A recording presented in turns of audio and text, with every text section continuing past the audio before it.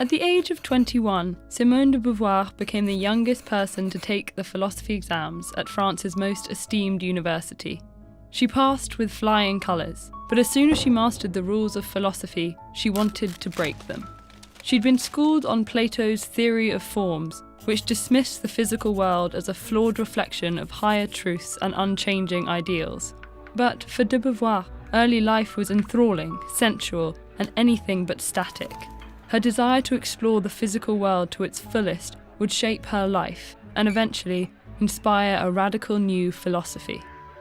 Endlessly debating with her romantic and intellectual partner, Jean-Paul Sartre, de Beauvoir explored free will, desire, rights and responsibilities, and the value of personal experience. In the years following World War II, these ideas would converge into the school of thought most closely associated with their work, existentialism. Where Judeo-Christian traditions taught that humans are born with preordained purpose, de Beauvoir and Sartre proposed a revolutionary alternative. They argued that humans are born free and thrown into existence without a divine plan. As de Beauvoir acknowledged, this freedom is both a blessing and a burden. In The Ethics of Ambiguity, she argued that our greatest ethical imperative is to create our own life's meaning, while protecting the freedom of others to do the same. As de Beauvoir wrote, a freedom which is interested only in denying freedom must be denied. This philosophy challenged its students to navigate the ambiguities and conflicts our desires produce, both internally and externally. And as de Beauvoir sought to find her own purpose, she began to question, if everyone deserves to freely pursue meaning, why was she restricted by society's ideals of womanhood? Despite her prolific writing, teaching, and activism, de Beauvoir struggled to be taken seriously by her male peers. She'd rejected her Catholic upbringing and marital expectations to study at university and write memoirs, fiction, and philosophy. But the risks she was taking by embracing this lifestyle were lost on many of her male counterparts, who took these freedoms for granted. They had no intellectual interest in de Beauvoir's work, which explored women's inner lives, as well as the author's open relationship and bisexuality. To convey the importance of her perspective, de Beauvoir embarked on her most challenging book yet.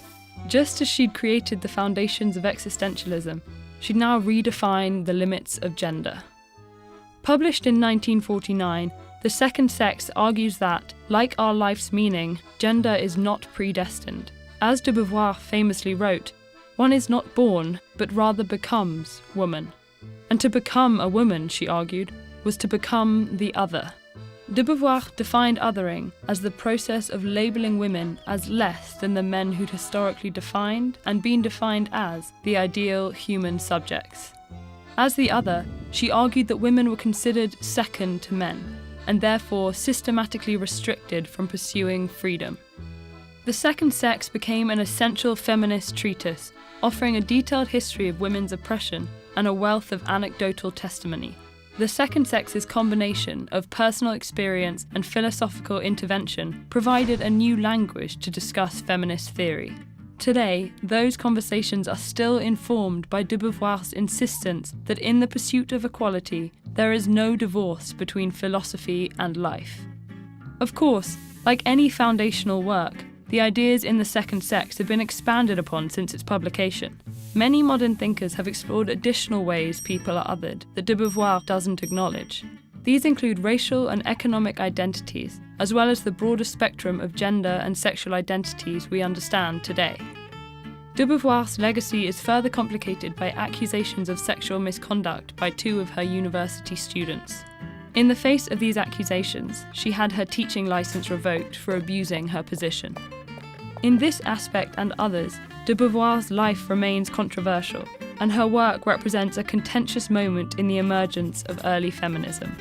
She participated in those conversations for the rest of her life, writing fiction, philosophy, and memoirs until her death in 1986. Today, her work offers a philosophical language to be reimagined, revisited, and rebelled against, a response this revolutionary thinker might have welcomed.